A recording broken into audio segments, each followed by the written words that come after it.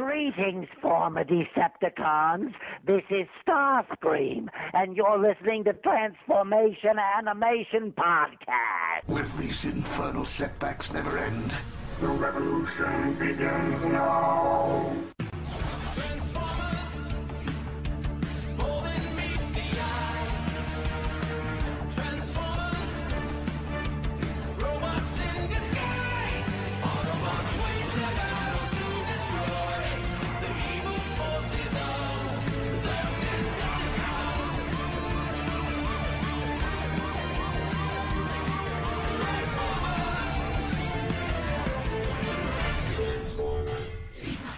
My name is Optimus Prime, and this episode of Transformation Animation Podcast features Stephen C. Phillips, Mike Blanchard, and Michael Wilson. The universal greeting. Ba-week, grana, week, Nibong. Hello and welcome to episode 12 of Transformation Animation Podcast. I am one of your hosts, TFJ and Mike, and joining me is Steve Megatron. Hello. Hello. And Pecan Court Michael. Hello. Hey, how's it going? It's going. So, Steve, what have you been up to? Nothing. No. Redoing PredaconEmpire.com. Cool. Yeah, so that's it's going to have a new facelift, a lot less crap to deal with, and more streamlined. More streamlined, and it should just be overall more. I don't know. I'm going to have less episode downloads. Meaning, if it's out on DVD, I'm just going to have a thing that says "Go buy it." Yeah, Instead and that's what we should do. I mean, because technically, that is piracy. Yes, and I don't give a shit about that. I am not going to waste the space that could be taken up by podcasts. Yeah, I have probably 10 gigs of video. Wow. On Predacon Empire alone that could be redirected towards the podcast. Yeah. So yeah, that's what I'm in the process of doing. So it should look nice when I get done with it. Yes. And Michael, what have you been up to?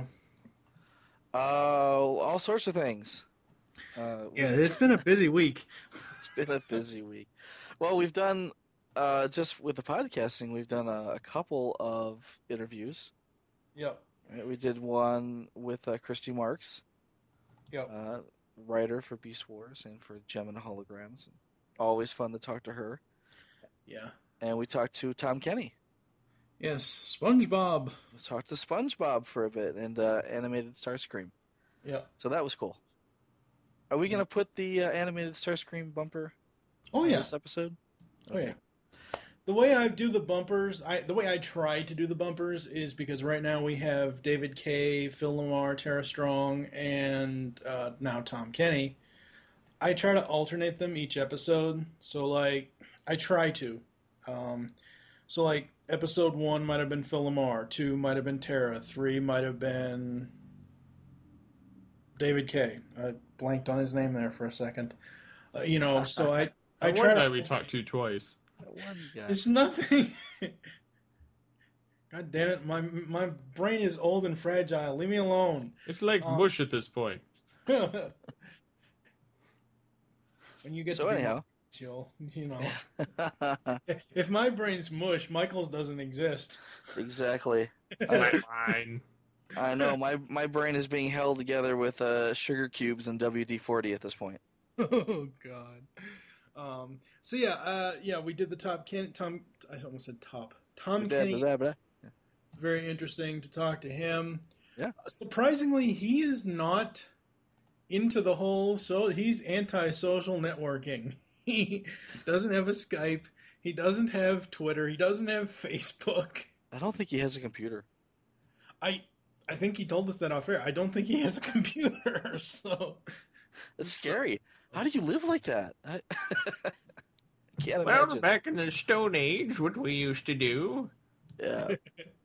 Back when phones had rotary dials and cords. How does this happen? Yeah. Still rocking the pager, are we, Tom? All right. Did you watch the episodes today with your boys? Actually, I did not. Oh, really? No, not this time. We've been really busy around the house, so no, we didn't get a chance to watch them together. Yeah, it seems like every time I talk to you or every time I see you post on Facebook, you or your wife, it's like, it's time for another home improvement project. Hey, Wilson, you got any advice? Yeah, well, we actually just replaced our entire heating and air conditioning system, Yes. and that was a couple days worth of work. You know, but it's done now, and it's relatively comfortable in the house. There you go. Can't complain. Yeah, I can't complain. And then in other news, I'm waiting patiently for my iPhone 4S to be delivered. May the 4S be with you. Exactly. May the 4S be with you. It's not with me yet. In fact, I'm not sure where it is. Coming to you from a galaxy far, far away. Yes. Exactly. It's sitting in an X-wing being delivered. It's stuck on an X-wing up in Saskatoon, Saskatchewan. It's on a Star Destroyer. It's hard because, I'm hearing people on Twitter saying, "Oh, I got mine already," and it's like, "Well, did you order it at 4 a.m? How did you get that quickly?" And I don't know if it's because maybe they got it directly through Apple, or maybe Verizon's shipping them out faster. But I ordered mine through AT&T at 2 p.m. on the 7th, and I hear that there's like a cutoff window there where if you ordered it before 4 p.m., then you may get one on the 14th. If you ordered it after 4 p.m., well, then you're back ordered, and you're gonna have to wait another week or two. Great. And it's like, well, is that 4 p.m. Eastern? Because it's like I'm not entirely sure. I don't know. Well, even if it was 4 p.m. Eastern, that would have been noon. Yeah, 4 p.m. Eastern would have been 6 p.m. my time. So. No, 4 p.m. Eastern would have been 3 p.m. your time.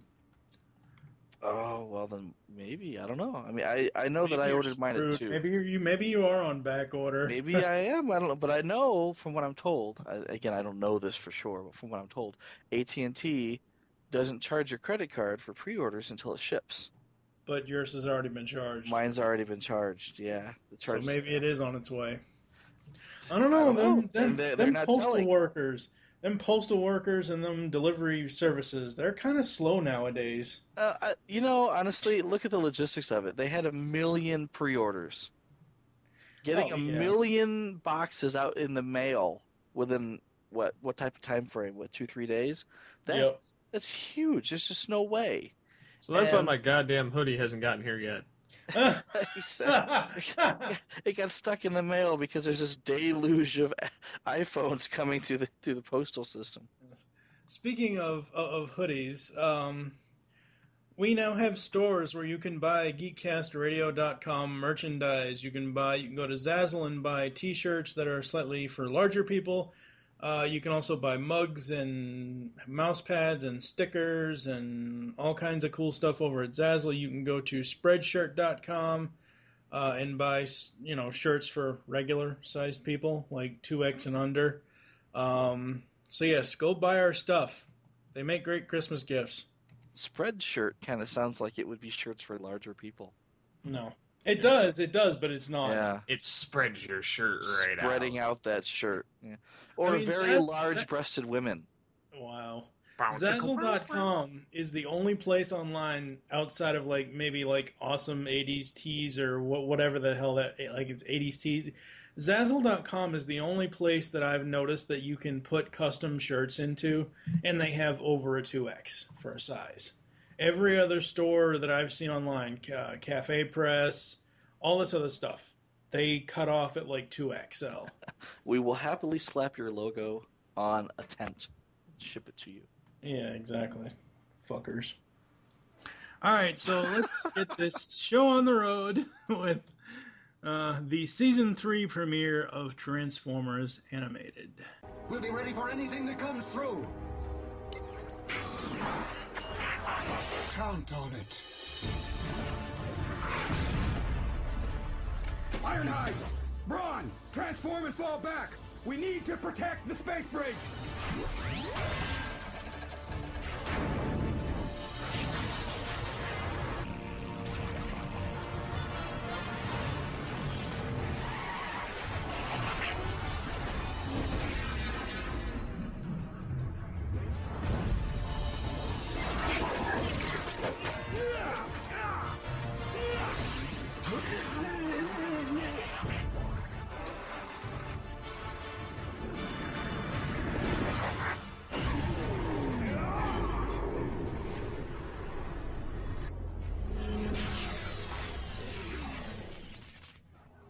Back out, you fool!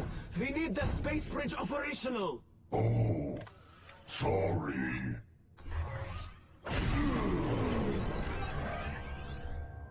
Cyclonius, Oil Slick, help free Spitter and secure the perimeter! You'll have to get past me first, Decepticreeps! You say that like it's a difficult thing, Autobot.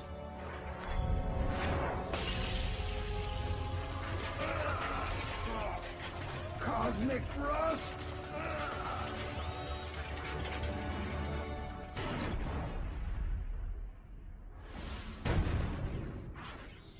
Striker to Shockwave.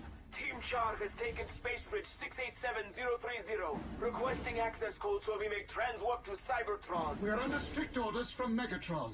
No one is to make a move until he and his team arrive. But he was supposed to be there megacycles ago! Starscream, you incompetent malfunction. Your utter failure has reached astronomical proportions. Maybe I'd have better luck removing these stasis cuffs if you had bothered to reattach my head to my body! And maybe we wouldn't be floating here helplessly if you hadn't overloaded a space bridge! Are you sensing a pattern here? This is all your fault! Ooh, where did that come from? So up today is our, in episode 12, we've got the 3-part Transwarped. Around the galaxy, Decepticons are battling the thinly spread Autobot space bridges to join in Megatron's planned invasion from the previous season. Meanwhile, as Sari and Professor Sumdac deal with the fallout of her shocking discovery, the Autobots try to contact Cybertron to warn them of the traitor Longarm in their midst. Alright, I love this episode. This entire, I was, they started showing promos a month before this aired on Cartoon Network, and they're hour-long thing, or however long it's supposed to be, or 90-minute feature, whatever I don't even remember what it was, but I was super stoked for Season 3. I didn't even care at the time if it was going to be the last season. I just knew that they were going to go balls to the wall with Season 3. And one of the greatest things is they actually made Hotshot cool. He got his leg blown off, too. Yeah. Just like an Energon. Yeah. Yeah, well, I think with Hotshot, as well with a lot of other characters, including, Rodimus, you get a lot of characters here that get their 5 minutes under the sun. Yeah. They're I want to say 15 minutes of fame, but it's not even 15 minutes. It's literally they're on the screen for 2 minutes, 3 minutes, just enough for you to go, wow, I can't believe they used that character. Like Spidor. Yeah. Oh my God, Spidor. Yeah. Now see, I didn't know who Spidor was, so Well, not only is he a Beast Wars 2 character, but he's also had 2 different incarnations as far as Beast Wars toys. Oh, cool. No, I mean, there was a Spidor, and then there was Transmetal Spidor, and then he was also in Beast Wars 2, but he was actually a character in, Robots in Disguise. He was one of the bad guys. Oh, yeah, that's right. That was his Transmetal form. Yeah, he was his Transmetal form. He was one of the Predacons. And that's really where I remembered him from, because, I mean, I didn't watch the Japanese ones, and he wasn't actually in Beast Wars. No. Let's, I know later on when we go to Cybertron, the correspondent will have an issue with Red Alert, but let's talk about the gender-bending Red Alert. I mean, I honestly don't mind it. I actually went through, after watching this entire thing, and I looked just to see, Tara Strong is doing 17 freaking voices in this thing. Yeah. She's doing Red Alert. She's doing Striker. She's doing Sari. I don't even know what else at this point. She's got so many voice roles in this. But what do you guys think of Red Alert being a girl instead of a guy, Michael? I don't have a problem with it. I honestly was never a big fan of the G1 Red Alert character. I kind of remember him being bipolar or something like that. He was. Yeah, He was bipolar. And he was bipolar. Yeah, he's paranoid, and yeah, paranoid always follows with impotent. So he's paranoid, impotent, and bipolar. And I just, never had a lot of love for that particular character. So I have no problem with that being. Honestly, I think I would rather see, Hello Nurse than another RC repaint, Green Paradrone Medic. Well, I mean, Red Alert isn't really an RC repaint. I mean, that's what I'm saying is normally when you look at when they bring out a nurse or a medic, it's going to be that green RC repaint. Oh, okay. Paradrone Medic, And personally, I'd rather see something else. Yeah, I mean... Yeah, because that Paradrone Medic is just a big shelf warmer. I will give Derek J. Wyatt and all the people that worked on this show, they did amazing on making each character unique. They just did. Steve, any issues with the gender bending for Red Alert? Honestly, it doesn't really matter because it's kind of one of those tertiary characters that just has its 5 seconds of fame and then it's gone. Yeah. So I mean, it's a nice nod to the name and some of the resemblances, but it's the whole gender thing doesn't really matter in the grand scheme. Yeah, I mean that's the same thing with BotCon 2011 drag strip. Everybody was up in arms that they made it a female. Well, besides Blur, which was already being used for the Cheetor repaint, you only had the RC mold to work with, unless you made drag strip a motorcycle, which would just be way too weird. That's kind of like strange. That's kind of like Motormaster being a fucking garbage truck. Give me a fucking break. Anyway, it's a shot at your way there. Anyway, getting back to this, and let all the fanboys rejoice. Rodimus with Judd Nelson providing the voice. Now, granted, cool. Judd has aged and his voice has aged, but still, it's still awesome. I didn't even notice that was Judd Nelson, but that is a very nice nod. Like I said, granted, Judd has aged and his voice has aged, and he doesn't have that young John Bender sound anymore, but it's still awesome to hear it. My only real complaint with having Rodimus in here is that he didn't get a chance to transform in animation, which, whatever. And then his demise. Oh, well, he didn't actually die. Well, no, I know he's not dead. He's in repair bay. But Cosmic Rust, really? It's weaponized cosmic rust, which makes it cooler. Well, it came from Oil Slick, so... No, it's weaponized cosmic rust. That's his own invention. But I had asked Derek Wyatt if at the time, did you really kill off Rodimus? And he, through Twitter, and he's like, no, he's not dead. He's in the hospital. He's fine. He's just sleeping. Yeah, he'll get better. He's on vacation. I was not expecting, and I'm not going to do it because I really don't want to get that loud, but I was not expecting Tom Kenny's Starscream voice to get that loud. This is all your fault! I was so not expecting that. Well, I wasn't expecting him to turn into a laser either. He's actually got a Starscream. Yes, exactly. Scream. Yeah, it's just... Yeah, I'm all one for puns and plays on words, but come on. Come on. Well, he does have, a giant, immortal Allspark fragment embedded in his brain, so... Yeah, sure. Who said Megatron needed a gun anyway? That would be funny if from now on all Megatron toys, instead of coming with the big plasma cannon on their arm, just have, like, Starscream's head mounted on there. It's the talking gun. Oh, wait, it's a Target Master. Oh, wait. Ooh, that would be cool. Starscream. Megatron with his Target Master, Starscream. You know, He sits on Megatron's shoulder pad and never shuts up, so he's like two head, and then he just Starscream gets pissed and turns into a fusion cannon. You got to be careful what you wish for too, because a third party actually does have a Starscream that turns into a gun. Honestly, at this point, I wouldn't mind. They're actually pretty cool looking. It's kind of neat. Blur's awesomeness never ceases to amaze because, holy crap, heel to the face. Heel to the face. Yeah. It's like, Blur, where are you going so fast? What, you know, you're gonna die. Shut up. Okay, now you got somewhere to be? No, you don't.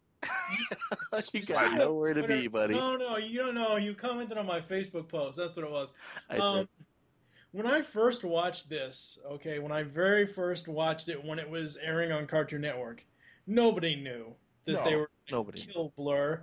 And in Derek's defense, he did say afterwards that he tried his best. There were sketches out there that he tried to draw a spark in the Blur cube, so he was still alive. But you know, after Longarm gives him to Cliffjumper and Cliffjumper throws him in the incinerator, he ain't coming back from that. Well, you know, I think I want to say on Derek J. Wyatt's blog, his Delightful Tedium blog, he posted pictures of the character sheet that had the cube, the Blur cube, and in the middle is a crack, and you can see the spark. The spark still intact inside.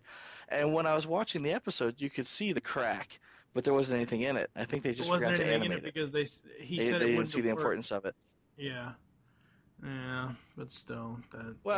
That, and if they, you know, if you just kind of imagine it's not an incineration chamber. I mean, this isn't Aperture Labs, right? It could have just been a garbage chute that just dropped Blur's cube onto the top of a big pile of garbage, and eventually someone would be like, what's this? There's a spark cube in it, and resurrected Blur. I mean, it could happen. You know, we're not used to having wishful thinking is what it is. It's wishful thinking. Blur's dead. You know, it's like they only kill so many people in this episode, so you know, it's like, oh, it's not Transformers unless Blur dies. Oh no, wait. I can't. Go ahead, Steve. I wasn't saying anything. Oh, I thought you were. I can't imagine David K. saying, "We're gonna kill them all." I just can't. I can't imagine David K. Optimus saying that. Season 4. No. Season 4, we will kill them all. He won't say that. He'll just do what Emperor Palpatine says. Wipe them out. All of them. That's right. Now, we have a voice change here. In Season 2, and in Season 1 as well, I believe, Omega Supreme was voiced by Kevin Michael Richardson. Here in Season 3, he's voiced by Phil Lamar. It's very, like, I can hear, pretty much what I hear in Omega in this episode is Phil Lamar's Green Lantern voice from Justice League with some sort of robotic overtone over it, kind of like a vocoder, but it's that deep voice like this type of thing that he's using for Omega, I think. I don't mind the voice change. I like Kevin Michael Richardson a little bit better, but I also don't think that Phil did a bad job with it. But I do like, you know, it just goes to show that Megatron is conniving. He basically tricks Omega into transwarping to Cybertron. Oh, yeah. You don't let this guy talk to you. He's like Hannibal Lecter, you know, have you slit your own throat in the middle of the night, you know, it's just like, yeah, it's like either just toss him overboard or clamp his mouth shut so he can't say anything. Well, it's like talking to tarantulas. Oh, yeah. Except the only difference between that is, and Megatron, or Megatron doesn't play the Rampage role of... Stop it. Again with the Hannibal Lecter. Yeah. Yes. All right, now, I know I've skipped over the whole thing about Sorry and the family thing and her not wanting to talk to Sumdac and all that. Well, that's a great part of the story, and it's an okay part of the story, I guess. But I mean, the main focus of this is the Autobot-Decepticon wars going on. But I do have to say that the only reason why I like Headmaster in this episode is because of what happens to him. He steals the giant, deformed Starscream body, Zombie Starscream.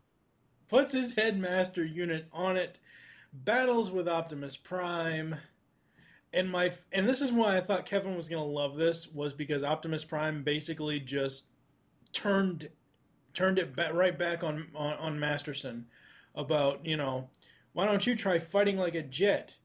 Transforming is pretty difficult even for a noob such as yourself. And just hearing Optimus say noob, it was more hilarious than any time Masterson has ever said it. Yeah. Total ownage time.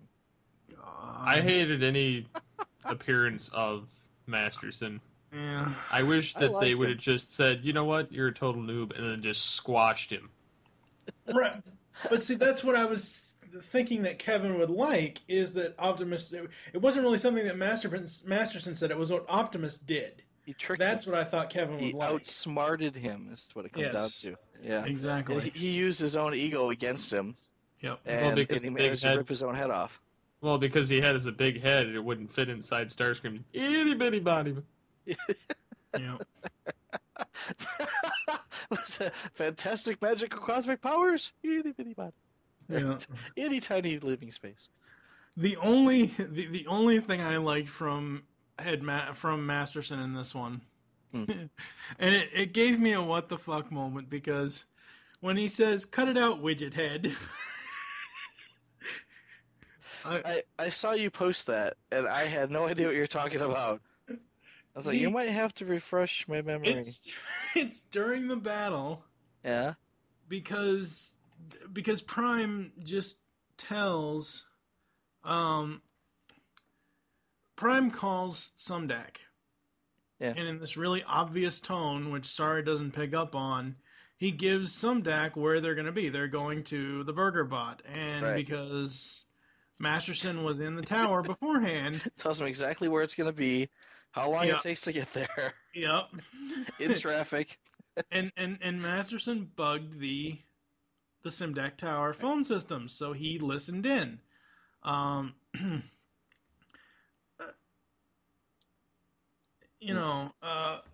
note before the widget head note was, Mucho bad idea, Deuterino. Holy fuck, thank God this is the last time we see Masterson.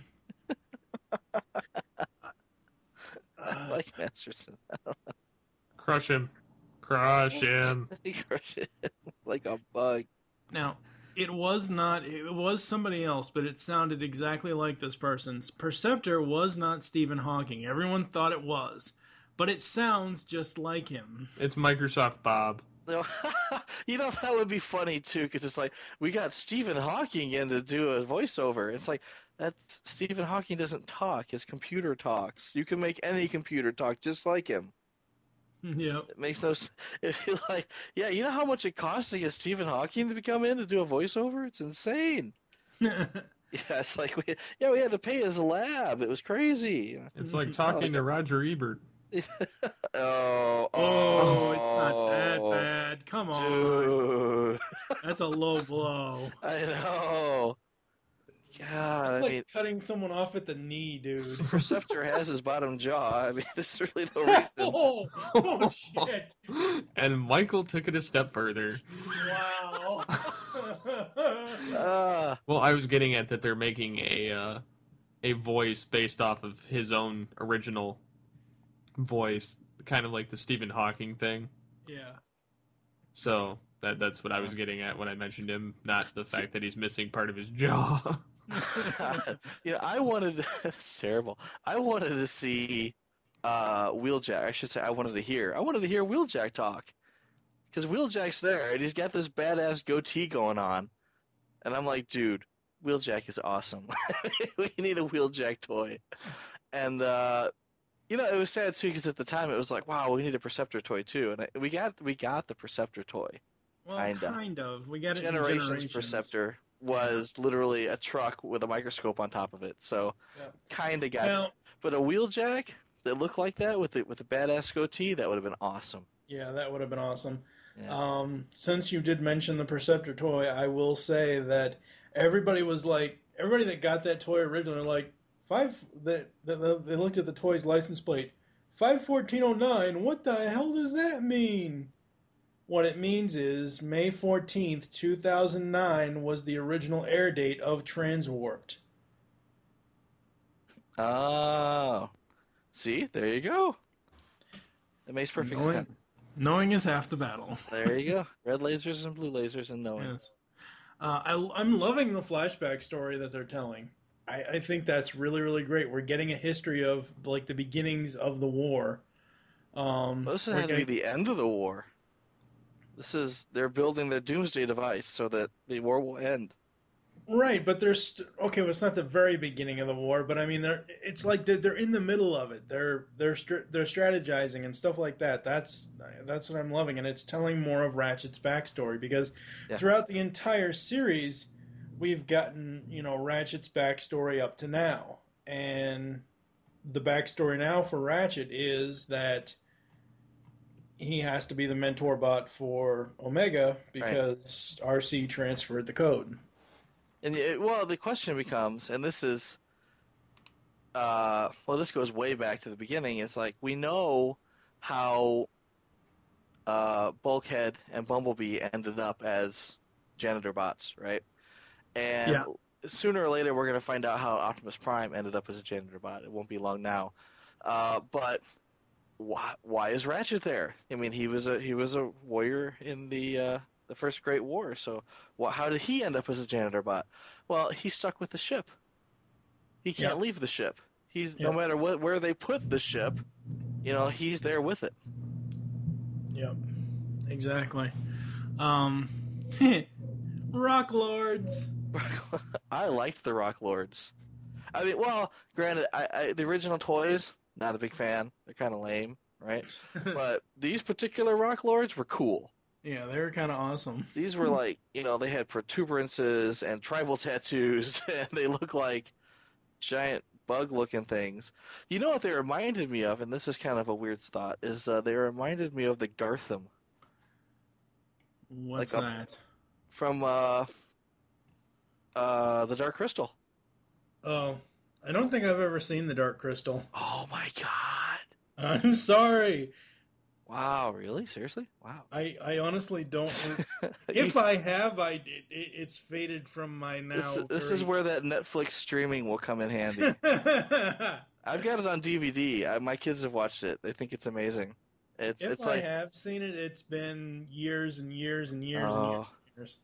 This is like a little bit of Jim Henson at his best. Honestly, you gotta go back and see that. But there's these giant crab monsters called the Gartham, and they're like. It's pretty neat. I'm a Robot Hero too. Are you serious? Sadly, though, we never got TFA Robot Heroes. I would have loved those little mini TFA Robot Hero figurine things. That would have been so cool. You're Robot Heroes. Okay, I know what you're talking about. Okay, yeah, those. Yeah, that would have been awesome. I was gonna say there was a Japanese line called Hero Robots. They were called super deformed little robot. Yeah, I know. Yeah. That would have been cool. Maybe in 10 years. Doubtful, very doubtful. It's like the 15-year, anniversary. It's kind of like because we got the Beast Machines Robot Heroes because it was the 15th anniversary. Yeah. So maybe, you never know if they ever revisit something like that. I want to say Hasbro relaunched their little tiny super deformed line. So they've got them now for G.I. Joe. No, not G.I. Joe, just Star Wars. And something else. But they're kind of like, the Robot Heroes line, or the what they call them, Space Heroes. Galactic Heroes now. The Galactic Heroes on the Star Wars side. Yeah. But they don't. they're more articulated. They're better toys. What it comes down to. It could come back. You don't know. Or I don't know. I just want to warn anybody right now who has a weak stomach. There will be some sexual innuendo in the next few minutes here. It will. She is gonna insert the key in herself. Oh my god! This is such a bad idea. It opened up her chest. Her chest opened up, and it was like a matrix chamber. And it It's lit like up. A bad porno is what it is. I swear. No, it's robo porn. She wasn't bucking and writing on the key. It opened up in her chest. I wasn't even thinking that, and I got a dirty mind. So She ripped her shirt open, and light came out, and she plugged the key in. And it jiggled between her. Never mind. No. And then she transformed. Well, it kills me though. She transforms from an 8-year-old to a 16-year-old. She hit puberty, and she had sex with the key. God. It's just like, wow. But I mean, she changes into something cooler, I should say. She integrated with her vibrating key. That's as far as I'm going with that. You just want to make this dirty. Is that what it comes down to? Yeah. And then, of course, sorry, out of control. Ratchet has to use the EMP, even though he doesn't want to. Blah blah blah. He has to save Bumblebee. Because Bumblebee's got a hole in his chest too. That was my note. I don't. Sadly, I don't think he turned gray, but that was my note. Finally, somebody other than Prime dies. Well, that was It's like it's not Transformers unless Bumblebee dies. Oh no, wait. He never dies. But one of the themes of the episode so far has been, Ratchet saying, "I'm a good doctor. I know what I'm doing. I may be a little, maybe a little rusty, but I've been doing this a long time. I know what I'm doing." And instead of Rusty relying, doctors is how people end up with, physical disabilities for the rest of their fucking life. No. Well, let's not deal with that. Let's just deal with Ratchet for the moment. So Ratchet, he's had trouble in the past, and he really hasn't practiced medicine in a long time, especially since Sari and her key have come along, because every time someone gets hurt, she hops up on their chest and plugs it in. So, and again, blatant overuse of the key. I thought it too. Everyone's got the hole in their cleavage that the key fits into. So.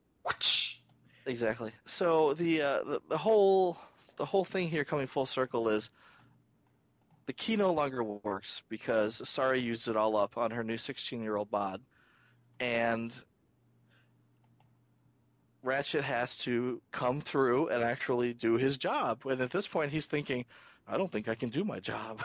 This is really serious."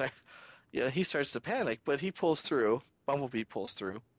Yeah. And they prove that he's still got it. He's not obsolete yet. Yeah. I already mentioned. I had a note after that one about Phil doing a neat Omega. So I already talked about that. And then Prowl pulls it out of her, and I have it in quotation marks. Oh God. And she went offline. Yeah. Well, she didn't go offline. She was still. I know. Well, no, she didn't go offline. She just went to sleep. She's in a coma. No, I think even after he pulls the key out, she's still spinning around and killing things. For a few minutes, and then I think Ratchet hit her again with the EMP. I don't remember. Okay, come on, here's the thing. Okay, this goes along the line of Kevin constantly through the podcast talking about why do robots need human things. Yeah. Why the fuck does a robot need bandages? Are you serious? There's a clear white bandage over Bumblebee's chest. Oh, I don't know. Was it a bumper sticker this time? No, it was almost like a white ace bandage. Nice. Well, it covers up holes. I don't know. Yes. I didn't even notice it. I don't remember. I'm really surprised you're being so nitpicky. But Well, okay. that's pretty much the only nitpick. I only have a couple more notes anyway. I love Ratchet's snarky remark when he upgrades Bumblebee to battle grade stingers, and he's like, and Bumblebee's like, why didn't you do that before? And Prime's like, because battle grade stingers aren't allowed, or something. They're and only then allowed on and then combat Ratchet bots, turns yeah. around. Ratchet turns around and goes, "What are you gonna do? Arrest me?" You know, honestly, the first time I saw a Decepticon, I would have been like, "Give me your arm." It's like, yeah. It's like, you know what? We're gonna need a little more oomph here. Yeah.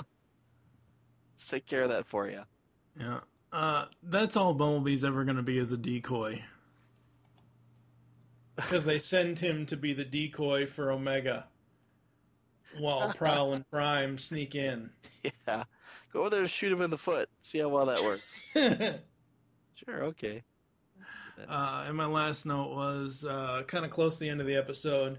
Finally, Bulkhead and Bumblebee have a good idea with the transwarp randomly thing with the receiving beacon, throwing it on Omega, so Starscream can't transwarp directly to Cybertron. He'll just transwarp randomly across the galaxy.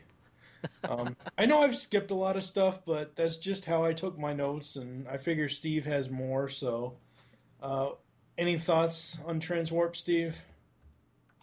I think it kind of sucks that Blur died, but Yeah. because I rather liked him in this show, and I am so glad Masterson is gone. He didn't die. No, I know, but he's never coming back. I'm glad he's never coming back, Okay, yeah. and I'm glad that the stupidity of gamer speak is gone forever. Total ownage time. Yes. I love the fact that they made Omega transwarp all over the place, just random. That's kinda awesome. That is kind of cool. It kind of sucks, like we said about the incinerating Blur, because it's sad. I liked Blur. Yeah. I like the the other image thing that floats could've- around and it over could this have been like, well, we can't pay John Machito what he wants for another episode, so let's just kill his character. Oh.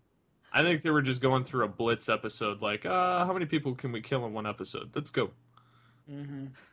They didn't kill that many. I mean, they almost killed Bumblebee. That doesn't count, They though. wiped out Rodimus's crew. Yeah, I suppose if they're dead. I mean, G1ers died. Derek Wyatt said they're not dead. He's not dead. Don't worry about it. As far as the show shows, they technically are. They look pretty You should dead. never see them again. They don't come back, I don't think. No. I mean, And then- unless he throws them in a later crowd scene or something. Yeah. At the end of when we get to the finale of when we get to episode 15, all the Transformers that have showed up throughout the entire series are in the crowd scene at the end of Endgame Part 2. Well, there you go. What else, Steve? I think it's funny how they implicate Wasp as the traitor. Mm-hmm. And he's like, no!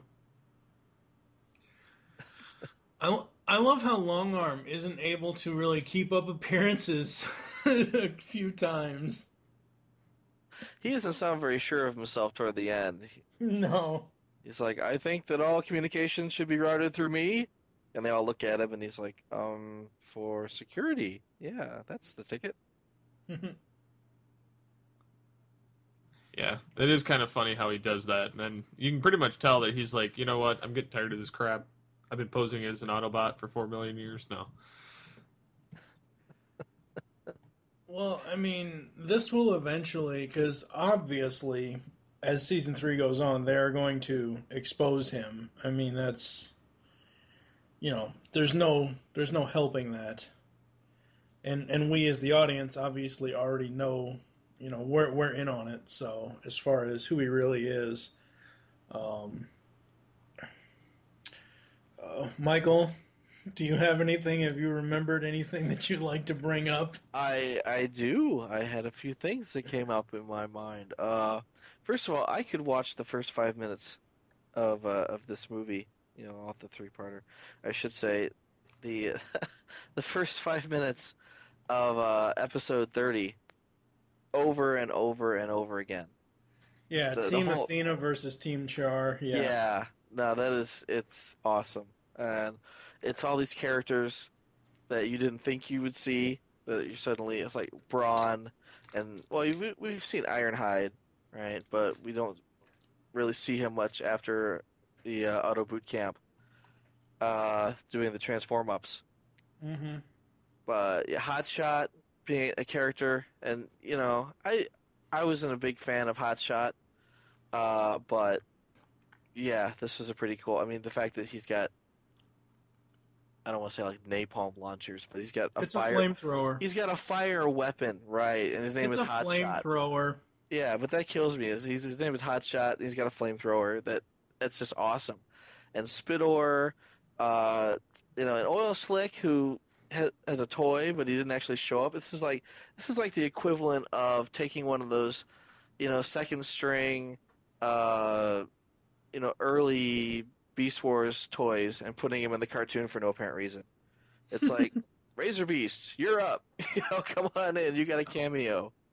Razor Beast, I choose you. Exactly. Or like Beast Wars Spidor. He shows up in the cartoon. He's like, hey, I'm a frog. Hey, it's like, no, frogs don't show up in Beast Wars. But no, I like that. I thought that was terribly cool. I like Strika. I like Strika back in Beast Machines. Yeah, Strika has a nice updating. It's very faithful to the Beast Machines design. It is, and granted, I don't really care for the character, but either way, I mean, even in Beast Machines, I didn't really, but it's very true to the Beast Machines form and voicing. Yeah. Mm-hmm. Toss in Obsidian, this would have made my day. But I'll settle for Cyclonus. Cyclonus was cool, too. Cyclonus. How did he get there? Why couldn't we have gotten that toy? Or why can't Takara repaint the Universe Cyclonus in that toy and give us swords? Oh my god. That would have been an awesome animated toy. It seems like all the animated toys have swords. Like, what does RC have swords? This doesn't make any sense to me. As much as I don't like the third-party stuff, yeah, I can't. One of the third-party companies, like what was it, Corbot V, that made the War for Cybertron axe for the Optimus Prime toy. Why can't they make purple swords for the Universe Cyclonus repaint, like the Battle in Space Cyclonus? Oh my god, that would be so awesome. The Japanese make, I don't know what toy company it is, but they make reproduction, like ninja weapons and samurai weapons, and it would be very easy to paint one of those purple. If you can get your hands on them. I tried to through eBay at one point. I couldn't get any. But, back to the task at hand here. I really, really like that battle. And it's a shame that, most of these guys, we see them for 5 minutes and we see Strika again toward the end of the episode, but for about half a minute, just long enough to cuss out Shockwave. But that's it. And it's like, man, this is pretty epic. I would like to see just a whole episode on Team Athena. Yeah, that would be awesome. Wow, what's that noise? Random robot noises. Lovely. I know. It's like giant freaking robots stepping on my house. Crap. I liked the whole, I don't even know what to call it. It's like Bumblebee being transported across the universe. Yeah, the random transwarping, yeah. Yeah, I liked that because it seems like every time the ship or Omega Supreme would teleport, Bumblebee would kind of follow in its footsteps. Yeah. Sort of end up wherever it was, and then get eaten by Rock Lords. Did they actually call them Rock Lords? No, Derek did afterwards, though. They just called them rock monsters in the episode. But it's a clear homage. Well, I mean, it's a rock that turns into, humanoid something or another. I suppose you could, I could see how you could get there. Sure, why not? You know what was really touching is the whole, I don't want to say reunion or what's the term here? The reconciliation of Sari and Sumdac. Yeah. He's like, she is my daughter and I love her. And he's like, and I'm like, oh, and then she jumps out of the garbage can and goes, he's my dad and I love him. And I'm like, oh. And then she uses her giant fists of fury to blast the headmaster. Well, to move his foot a little. That was kind of neat. But I would expect Sari. Yeah, let's talk about that really quickly. That foot movement, because holy crap, Starscream is a girl. His heels. No, I mean it looks like a woman's high heel shoe. I understand that it's his thruster in jet mode and everything else, but just the way that Masterson moved after she blasted him, the way that I swear to God, it looked like a woman walking in high heels. Okay. It did. Starscream, the cross-dressing robot. And what part of your personality did you come from? Or you don't want to know. What'd she say? I don't want to talk about it. Or all right. Anyway, so yeah, that part of the personality is where Slipstream came from. Mm-hmm. There you go. Oh, what? But anyway, it was very touching when they made up. Yeah. Yeah, I liked that part. It, brought a little tiny bloody tear to my eye. A bloody tear? Like a dirty little tear, baby. Rolling down my dirty little... Okay, what else do you have for Transwarped? Hold on. I'm running off the cuff here because I forgot. And I'm actually just kind of like scanning through the text here. Like, what do I remember? Damn it. Normally I'm a lot more prepared here and I've actually got notes written down, but I don't have them right now. You fail. You fail as a podcaster. Epic fail. I suck at this. Why do you let me continue? You're fired. Exactly. You're the weakest link. Goodbye. Me first. Yeah. Wait a minute. What do you mean you first? You can't be fired. You're the network co-creator, you asshole. I can be fired from shows. Oh. We only have, 5 more episodes of... Can we? God, we should have booted his ass long ago. Oh, anyway. Good night, everybody. Things. During the, I forgot to mention during the flashback, we meet... During the flashback, we meet, I want to say not director of security, but I thought his name was Hardhead. I thought it was Highbrow.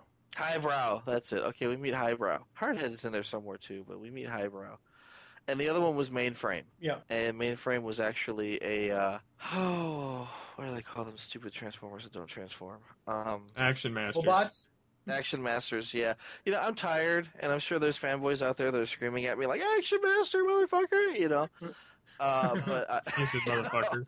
I just couldn't get it off the top of my head there. They're called Action Masters. Yeah, so Mainframe was an Action Master, but Highbrow, I want to say it was a Headmaster. He was, yep. I believe he had Gort in him in G1. He had a little bit of Gort in him. Boom! Oh, no. Headshot. Headshot. That was, all right, that was the other comment I had. Oh, my God. What was it when the revelation comes to Sari that, she's actually part Cybertronian? Mm-hmm. She's like, hey, we're cousins, but she's thinking, well, if Sumdac made me, and the only access to Cybertronian material he has is Megatron, and she's Megatron's my dad. You mean my dad put Megatron parts in me? Yeah. Yeah. It's like, oh, she's got a little Megatron inside her. And I'm thinking that's so wrong. It's almost like saying she's got a little bit of Captain in her. Oh, wow. Captain Fanzone? They Captain did Morgan. try to make her live with him. Captain Morgan. Captain Morgan. Okay. Yeah, got a little Megatron, just a little one. So, that's not saying a big one. That's, you look at the size of the guy's feet, and it's like, fuck, Crap. Wow. It doesn't horrible, fit. horrible sexual connotation. All right. So overall, Steve, how did you like Transwarped overall? Excelente. You had to throw the Mexican in there? Wow. Michael? Oi. Everybody loves Mexican. They need a little Mexican in them. We don't need no stinky Mexican. You goddamn dirty ape. Olé. All right. So, Michael, overall, Transwarped, what did you think? That was actually topical because that line was referenced in the show. So, what did I think? I really like this one. Again, this is where the writers, I think at this point they knew. I don't want to say they were positive, but I think they thought there was a chance that they weren't going to get picked up for a fourth season. And this was, I want to say, the year that I met Derek J. Wyatt at the BotCon, and I told him, hey, there's another Transformers movie coming out this summer, and the last Transformers TV show that was out before the first Transformers movie got canceled because the movie was coming out and they wanted to focus on those toys. I said, what do you think the chances are that you're going to get a fourth season? And he basically, said, we're hoping, we'll cross the fingers. I don't know for sure.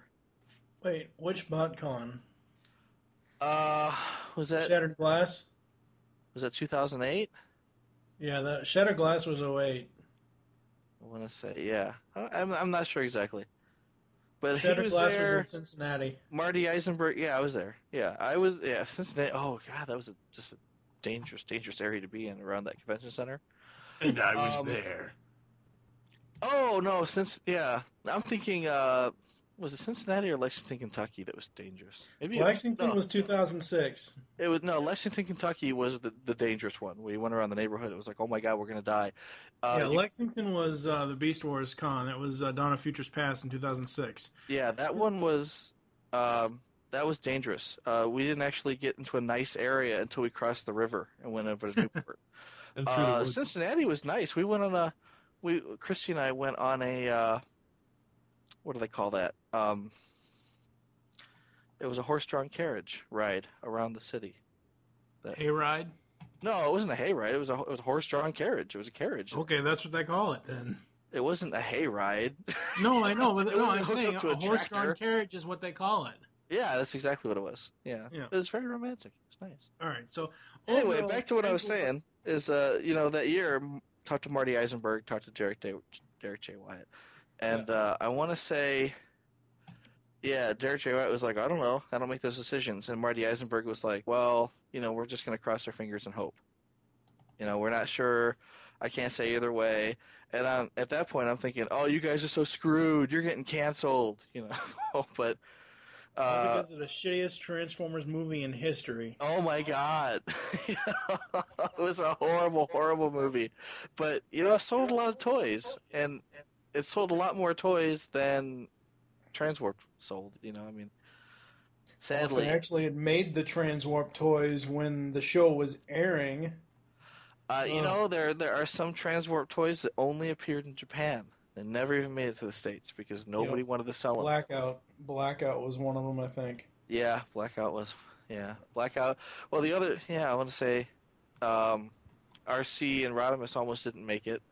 Yeah. When they did make it, it was too little, too late. They were hard to find at first because the collectors were scooping them up. But then, as they made, I honestly don't think it was the collectors. I think it was the fucking scalpers.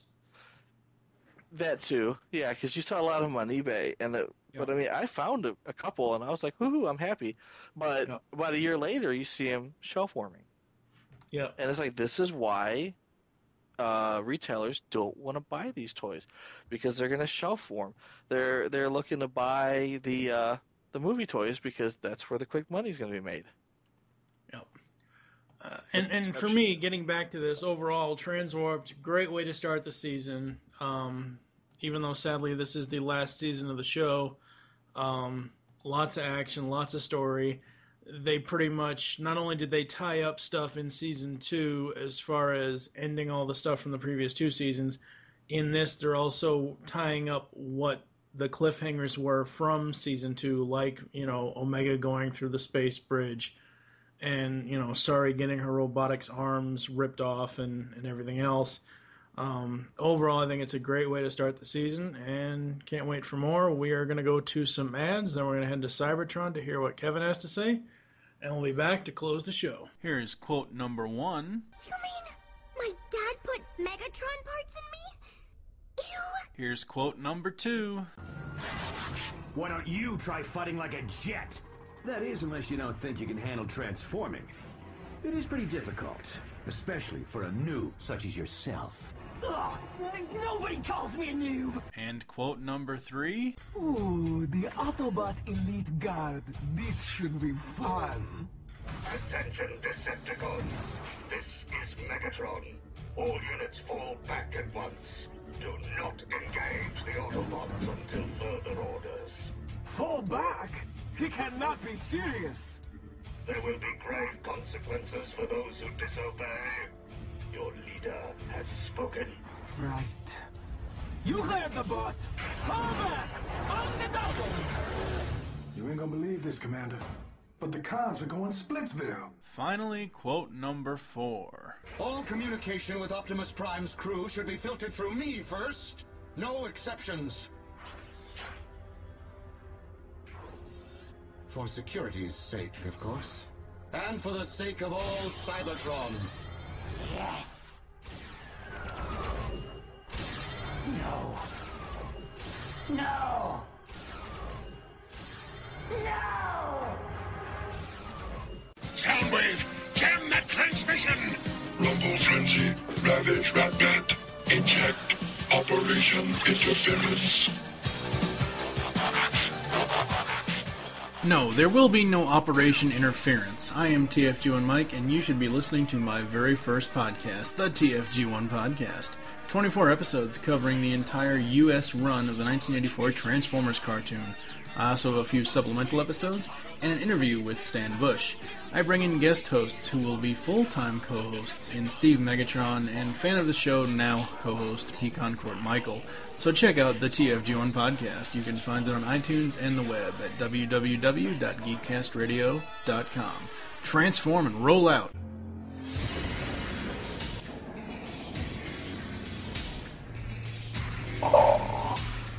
Welcome to my throne room, Future Tales.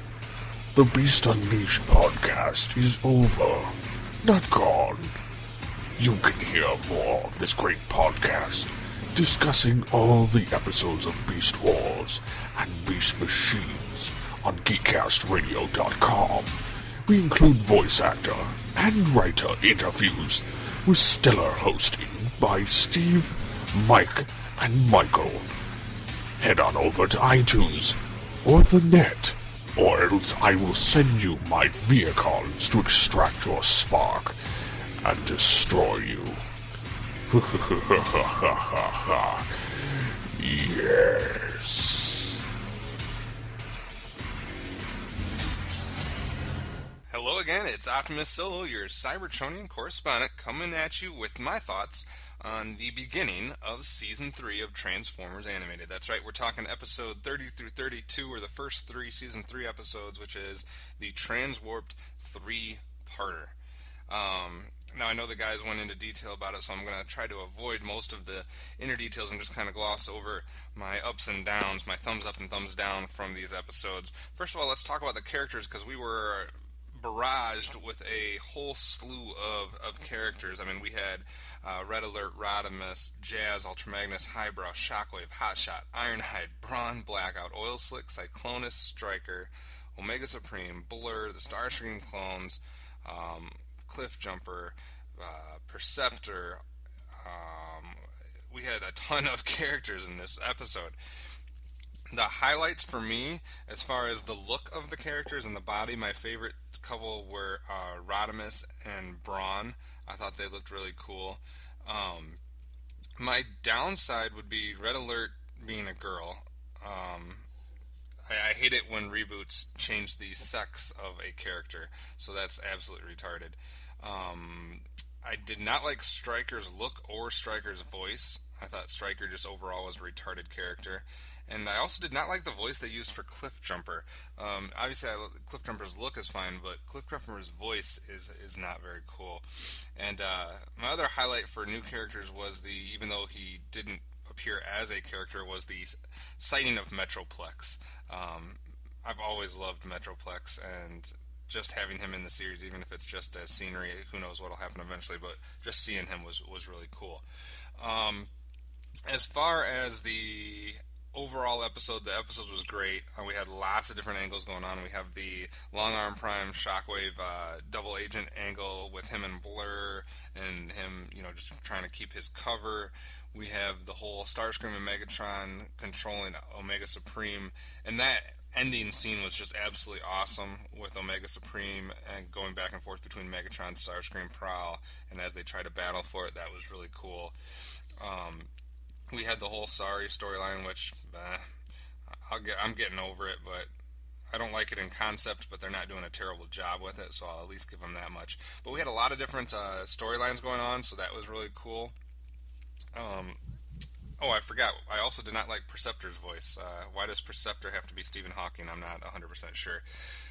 But overall, the episode was really solid. We had a lot of different storylines, a lot of good stuff happening, a lot of Transformer-centered stories, so that was excellent. My only nitpicks for this episode, and the only stuff that I didn't like besides those couple voices that I mentioned and the fact that Red Alert was a girl. First of all, having the Headmaster angle come back, I thought I was supposed to love this third appearance of the Headmaster, but no. On Starscream, it looked retarded. Having Starscream as a separate head was funny. It was akin to Bulkhead when he was a separate head. I liked Starscream as a head, and I loved when he said "free at last" when he hit the ground, and that was kind of funny. So that was alright, but having the Headmaster angle in here was just stupid. That wasn't needed. Project Omega was cool. As far as my other little nitpicks, I didn't like it when Masterson said, "Nobody calls me a noob. Nobody calls me a chicken." Are we Marty McFly, or is this Transformers? More Than Meets the Viz Scanners? No, it's More Than Meets the Eye. It's a fucking Transformers trademark. You don't say More Than Meets the Viz Scanners. But I did like it when he said, "We don't need no stinking key," because we don't. Sorry's robot form is kind of retarded looking, and Prowl saying my cyber ninja processor over matter, and him trying to meditate and make it work was retarded. But those were the only really things I could find that I didn't like. The Prowl trying to meditate over things, the use of a couple lines like Viz Scanners and that type of thing, and then the whole Headmasters part. But everything else was really excellent in this. Blur was a highlight of the episode. Omega Supreme was a highlight. We got to see Jazz again, so that was cool. And I really liked the ending with the whole Omega Supreme thing. That was just really cool. So this is a great start to Season 3. I'm hopefully going to get over the whole Sorry being a robot / organic bull crap storyline. I'll hopefully get over that. But the whole now being more connected with Cybertron, dealing with the Elite Guard, dealing with the space bridging and everything else that's connecting all of the Transformers, it seems like we're going to get a lot more Transformer-centric storyline, so that'll be great. So overall, solid episode, great start to Season 7, and I give it a 7 out of 10. Dizzy! Not liking the dizzy! Now back to Transformation Animation Podcast. We are back, and thank you to the Cybertronian correspondent for his thoughts. My first note was actually, it's kind of funny. I know Kevin really just kind of glazed over it because we kind of went into more detail, as he said in the clip. But wow, a clip that Kevin is actually positive in when he's recording, because he hardly had anything negative to say about anything. Well, except about Stryker. Well, maybe he hasn't seen Beast Machines, so I think probably what it was maybe it was her voice that he didn't really like, or maybe it was the overall character. I don't remember at this point. I think they made Stryker significantly more badass. I do too. Yeah, here. I mean, I think she was a really good supporting character, and Obsidian was the badass in Beast Machines. Mm-hmm. But here it was really cool to see her. Yeah. And he also mentioned that he likes Cliffjumper's design, but he doesn't like the voice for it. You know, Cliffjumper, David Kaye did the voice for Cliffjumper. Maybe it's because Cliffjumper is kind of monotone. Maybe that's why Kevin didn't like it. I'm not sure. Does he want Casey Kasem to come do it? That would have been cool, but still. You know. And I already mentioned the Headmaster bit that I thought he was going to like. Mainly it was, you know, Optimus Prime throwing the stuff back in his face. You know, Optimus calling him a noob and daring him to transform and all that. So that was well done. Yes, it was. So overall, we're looking forward to Season 3. Thank you for joining us here on Transformation Animation Podcast. There are several ways to get in contact with us or leave feedback for the show. Visit the website, geekcasterradio.com. Leave the show's feedback in iTunes. Please do this. Follow us on Twitter. The show name there is TFA Podcast. Mine is TFG and Mike. Steve, what is your Twitter? SCP-21. And Michael? My Twitter is PecanCTMichael. Again, you fucking forget it. Well, it takes me a second. It's like, oh, I don't know. Shit. Yeah, it's PecanCTMichael. Become a fan on Facebook. Go to facebook.com/Geekcast Radio Network. We are now up to, I think, 283 fans. Thank you to every one of you. Woo! We hope you enjoyed this episode of Transformation Animation Podcast. We wish you'll join us next time when we will be reviewing 3 more episodes from Transformers Animated Season 3. Those being 3's a Crowd, Where is Thy Sting, and 5 Servos of Doom. For now, I am TFG1 Michael with Michael Wilson and Steve Megatron Phillips. We'll tap you again next week. Transform and roll out. Oh no! I can feel this glue seeping into my circuitry! This is just a theory, mind you, but if you consider the possibility of using concentrated sonic pulses at alternating frequencies to weaken and dissolve the glue that's binding us, rather than complaining about it, which accomplishes nothing other than the endless restatement of a problem that is painfully obvious to all of us in the first place! My superior intelligence detects the kernel of a useful idea in that endless prattle of yours.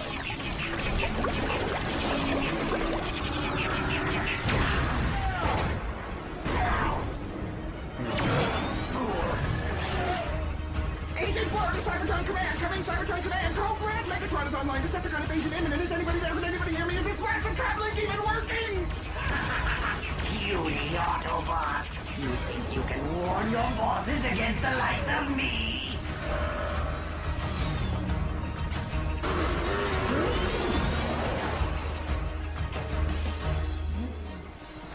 I'll warn them! You have to enhance the Force of Galaxy to Cybertron to do it!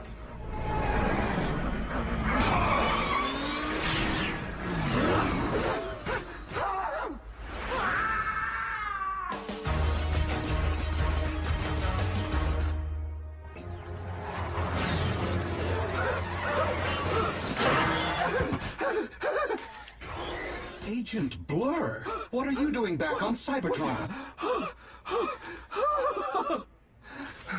While stationed on Earth, I intercepted a transmission between Megatron and his double agent on Cybertron, who I can now positively identify as the Decepticon Shockwave. Further analysis revealed that Shockwave's voice print did not match up with that of the suspected traitor Wasp. However, a detailed cross-reference with the Cybertron Intel database should determine the identity of the real traitor. Have you shared this information with anyone else? I have not! Per your orders! Good.